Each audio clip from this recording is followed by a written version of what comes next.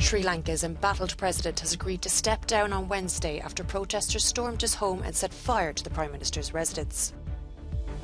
Prime Minister Shinzo Abe's alleged killer is transferred after a number of handmade guns are confiscated from his home. The 41-year-old admits he also attempted to make a bomb. The international community continues to offer support to Ukraine as Russian forces intensify efforts in the east. The EU and Morocco have renewed a migration agreement after dozens of people died trying to jump over a fence at the border with Spain.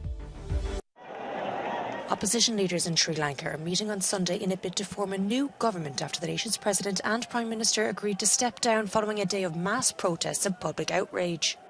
Once again, thousands of protesters took to the streets and stormed the official residence of both leaders in protest to the deepening economic crisis. President Gotabaya Rajapaksa fled his home as demonstrators broke through the barricades, flooded the compound and swam in his swimming pool. Protesters say they won't leave until both officially step down. I am not wrong in saying that we have won this struggle today, this protester says. We got together, leaving aside all differences, and surrounded the president's house. We are expecting a statement from Mr. Gotabaya Rajapaksa to say that he has resigned.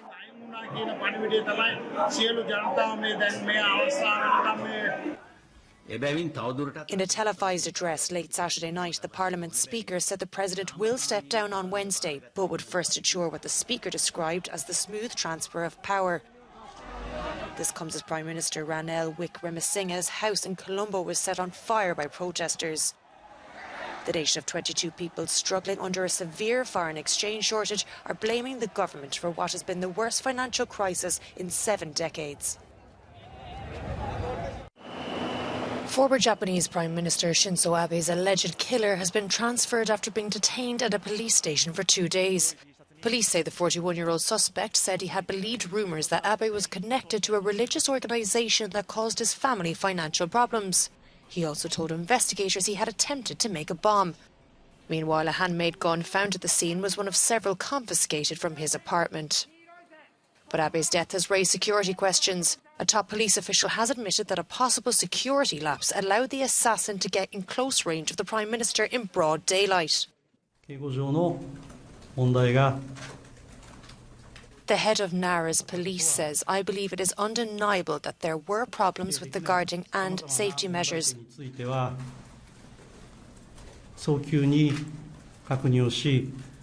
The urgent matter is for us to conduct a thorough investigation to clarify what happened."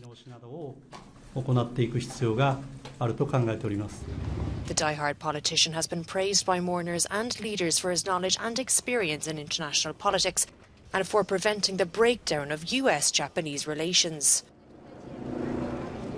While the assassination has overshadowed Sunday's parliamentary election, the ruling Liberal Democratic Party were predicted to come out top as voters cast their ballots.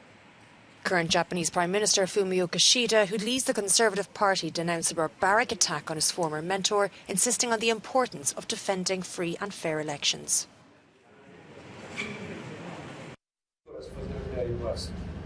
The Russian Defense Ministry released footage on Saturday of servicemen being awarded medals for what it described as acts of heroism in the ongoing war with Ukraine. The ceremony in the Luhansk region took place earlier in the week, but images have only just been revealed.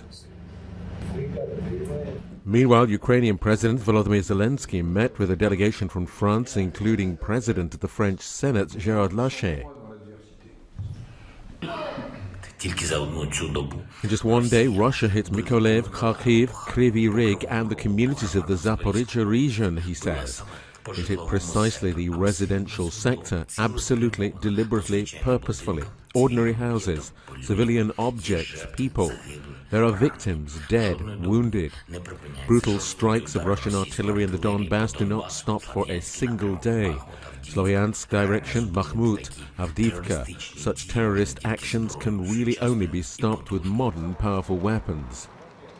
People living in the small town of Druzhkivka, south of the eastern Ukrainian city of Kramatorsk, felt 3 suspected missile attacks which tore apart a supermarket shop front and left a huge crater in front of the store. The strike also damaged a residential area and the city's House of Culture. And in Ukraine's second largest city, Kharkiv, a Russian rocket hit a 2-story residential building, injuring 6 people. The US-based military think tank says recent actions in Kharkiv suggest the Kremlin intends to annex part or all of that area.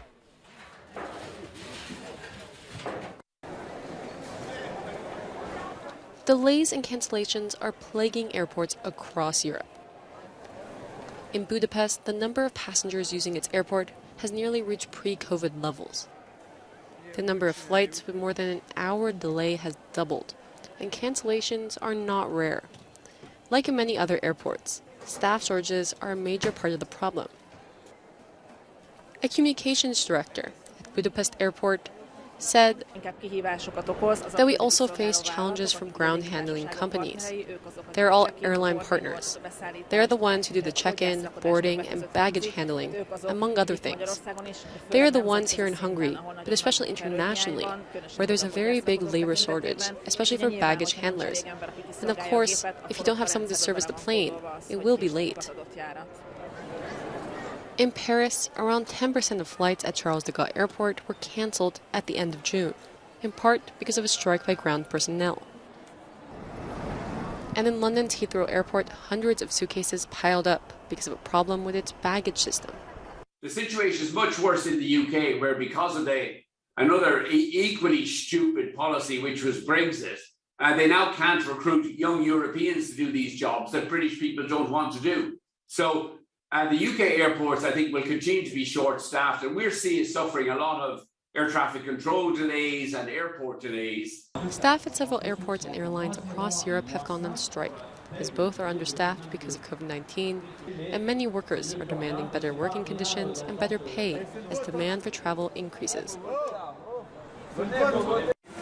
The EU and Morocco have renewed a migration agreement after deaths at the border with Spain.